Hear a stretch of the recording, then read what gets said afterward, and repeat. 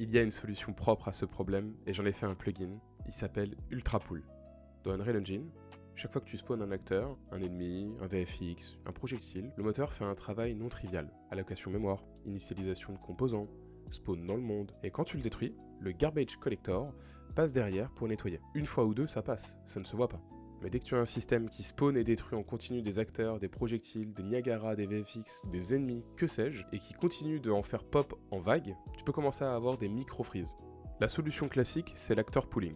Au lieu de spawner et détruire, tu pré-spawns un lot d'acteurs au démarrage, quand on a besoin tu en actives un, quand c'est terminé, tu le ranges. Ce pattern existe depuis très longtemps dans plein de jeux que vous avez déjà pu voir, vous avez peut-être déjà même entendu ce terme sur des vidéos YouTube, mais il n'est pas natif sur Unreal Engine. Alors j'en ai fait un. La documentation du projet existe déjà pour vous aider à l'utiliser, et je ferai très bientôt des tutos sur YouTube pour vous montrer comment l'utiliser sans trop de problèmes. Qu'est-ce qui se passe si ton pool est vide? Est-ce que tu spawns un acteur supplémentaire? Tu bloques? Tu ignores la demande? Qu'est-ce qui se passe si tu gardes une référence à un acteur qui a déjà été retourné au pool et réassigné par un autre système? Tu vas modifier l'état de quelqu'un d'autre sans t'en rendre compte? C'est potentiellement un bug difficile à tracer. Qu'est-ce qui se passe si un acteur qui a été rangé a encore sa collision active, ou son tick qui tourne, sa physique d'activer, le projectile movement? Il continue à consommer des ressources dans le fond. Comment tu gères la mémoire si tu as 10 pools différents après 30 minutes de jeu? C'est là que ça devient compliqué. Pas le concept, l'implémentation robuste. Et c'est exactement ce que j'ai voulu résoudre avec Ultrapool. Pas juste un pool qui fonctionne dans le meilleur des cas. Un système qui tient la route dans un vrai jeu. Ultrapool tourne comme un world system. Il se crée automatiquement avec ton niveau. Tu n'as rien à initialiser manuellement. Et côté Blueprint, le workflow de base tient en 3 nœuds. Tu crées un pool en lui passant une config, quelle classe d'acteur, combien au départ, comment il grandit s'il est vide, le warm-up pré-spawn, tout avant le gameplay. Tu acquiers un acteur, tu récupères un handle, et l'acteur est directement prêt à l'emploi. Le B-Success te dit si ça a fonctionné. Et quand c'est fini, tu retournes le handle. Le plugin désactive automatiquement la collision, coupe le tick, replace l'acteur, prêt pour le prochain acquire.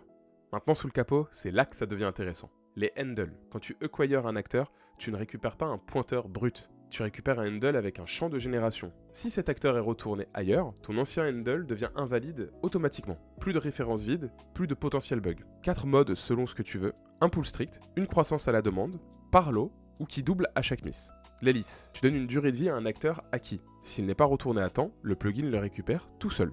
Et des statistiques en temps réel.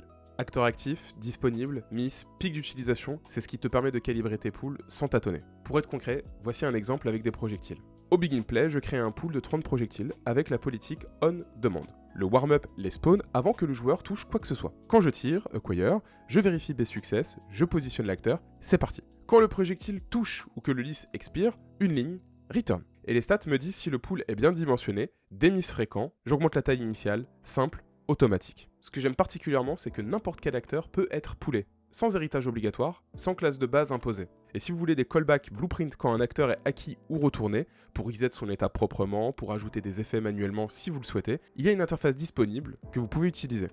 Le plugin est disponible dès aujourd'hui sur Fab, il coûte actuellement 10$. Pour ce que ça couvre, architecture complète, Blueprint et C++, gestion de mémoire, lisse avec auto-return, handle, anti-pointeur vide, stats en temps réel, c'est le prix d'un petit plugin. Si vous construisez un jeu avec des acteurs qui apparaissent et disparaissent régulièrement, vous allez économiser votre temps avec du debug sur des classes vides et surtout gagner du temps sur de l'optimisation d'FPS. Et c'est un plugin que j'utilise sur mes propres projets. Je l'utilise actuellement sur mon prochain jeu Unreal. J'ai préféré, plutôt que le garder pour moi, en faire quelque chose de propre et documenté et de le mettre à disposition pour tous. Si vous avez des questions sur le plugin ou sur l'acteur pooling en général, n'hésitez pas à les poser en commentaire. Et si vous voulez un tuto plus détaillé sur ce que le plugin peut faire sur certaines parties, n'hésitez pas également à me le faire savoir sur Discord pour que je puisse le faire. N'oubliez pas de liker la vidéo si elle vous a été utile. Tous les liens sont dans la description. Merci beaucoup pour votre attention et je vous dis à la prochaine.